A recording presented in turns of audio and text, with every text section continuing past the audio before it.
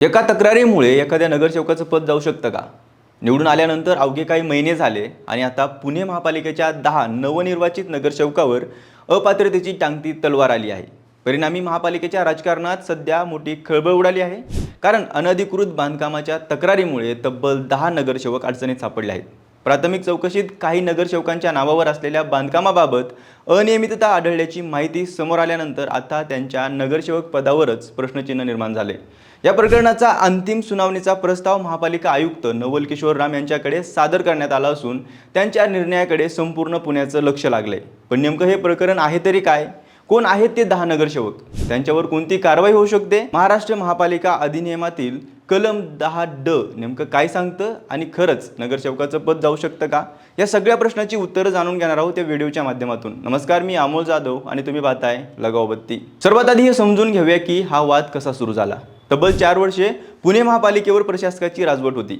त्यानंतर यावर्षी जानेवारी महिन्यात निवडणुका झाल्या आणि नवीन नगरसेवक निवडून आले. नवीन सभागृह स्थापन झालं. विकास कामावर चर्चा सुरू झाली, पण त्याच वेळी काही नगरसेवकांविरोधात गंभीर तक्रारही दाखल होऊ लागल्या. सुरुवातीला या तक्रारी सामान्य वाटत होत्या, पण जशी जशी चौकशी पुढे सरकत गेली तसं तसं हे प्रकरण गंभीर होत गेलं. कारण या तक्रारी होत्या अनधिकृत बांधकामाच्या. काही नगरसेवकांनी आणि तक्रारदारांनी महापालिकेकडे अर्ज करून आरोप केला की काही नगरसेवकांच्या मालकीच्या किंवा त्यांच्या फायद्यासाठी वापरल्या जाणाऱ्या इमारती, दुकाने किंवा इतर बांधकामासाठी आवश्यक महापालिका परवानगी घेतलेली नाही.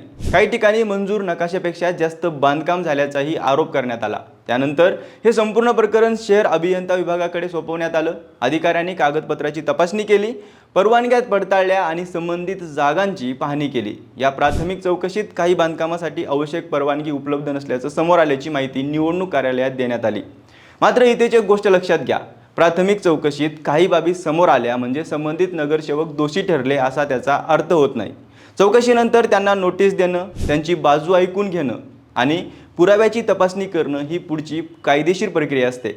यानंतर निवडणूक कार्यालयाने संबंधित सर्व प्रकरणाचा तपशीलवार अहवाल तयार केला आणि अंतिम सुनावणीसाठी महापालिका आयुक्त नवल किशोर राम यांच्याकडे पाठवला. त्यामुळे आता या प्रकरणाचा सर्वात महत्त्वाचा टप्पा सुरू झाला आहे. आता प्रश्न पडतो की या प्रकरणात नेमके कोणते नगरसेवक अडचणीत आले आहेत? या यादीत केवळ एका पक्षाचे नगरसेवक नाही आहेत. भाजप, राष्ट्रवादी काँग्रेस आणि काँग्रेस या तिन्ही पक्षातील नगरसेवकांची नावे समोर आली आहेत. त्यामध्ये वेंकोजी खोपडे, वैशाली बनकर, सुरेखा कवडे, शीतल सावंत, काशिफ फाकरुल, हसन अली सय्यद, संगीता दांगट, रेखा टिंगरे, स्मिता कोंढरे, प्राची आल्हाट आणि नंदा अंबावाने या 10 नगरसेवकाचा समावेश असल्याची माहिती समोर आली आहे. मात्र पुन्हा एकदा सांगणं महत्त्वाचं आहे, या नगरसेवकांना अद्यापही अपात्र घोषित करण्यात आलेलं नाही आहे. त्यांच्या विरोधातील तक्रारीची सुनावणी सुरू आहे आणि अंतिम निर्णय महापालिका आयुक्त घेणार आहेत.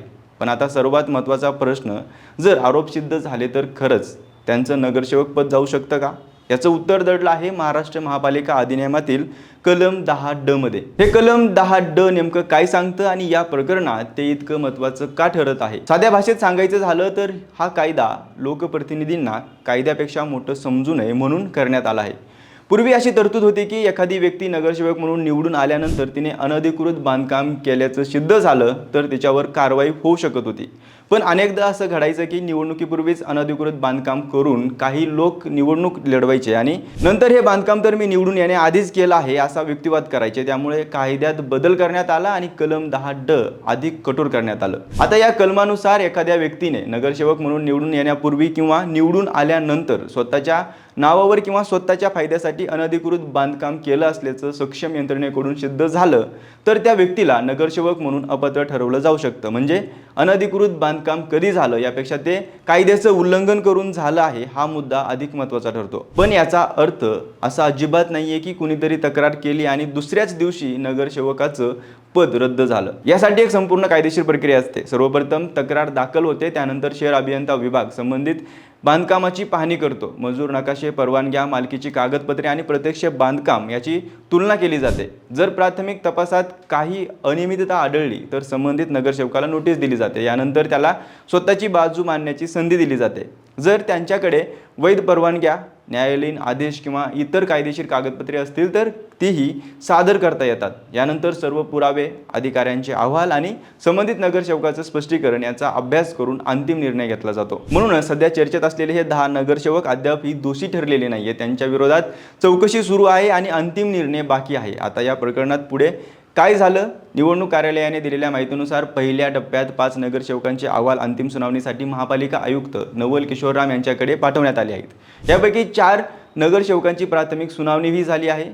काही नगरसेवकांनी अधिक वेळ मागितल्याची माहिती आहे. दरम्यान उर्वरित नगरसेवकांच्या प्रकरणात शहर अभियंता विभागाकडून अंतिम अहवाल मागवण्यात आला आहे. हे अहवाल आल्यानंतर प्रत्येक प्रकरणाचा स्वतंत्रपणे विचार केला जाणार आहे. म्हणजे सर्व 10 नगरसेवकावर एकाच दिवशी निर्णय होणार नाहीये. प्रत्येक प्रकरणातील पुरावे, कागदपत्रे आणि कायदेशीर बाजू वेगवेगळी तपासली जाईल. जर एखाद्या नगरसेवकाविरोधातील आरोप सिद्ध झाले तर त्यांच्यावर कलम 10(ड) अंतर्गत अपात्रतेची कारवाई होऊ शकते आणि जर आरोप सिद्ध झाले नाही तर त्या नगरसेवकाला दिलासाही मिळू शकतो. त्यामुळे या प्रकरणाकडे संपूर्ण पुण्याचं लक्ष लागलं आहे. कारण जर या प्रकरणात अनेक नगरसेवक अपात्र ठरले तर पुणे महापालिकेच्या राजकारणात मोठी उलथापालथ होऊ शकते. काही प्रभागामध्ये पुन्हा पोटनिवडणुका घ्याव्या लागू शकतात. सत्तेची गणितं पलटू शकतात.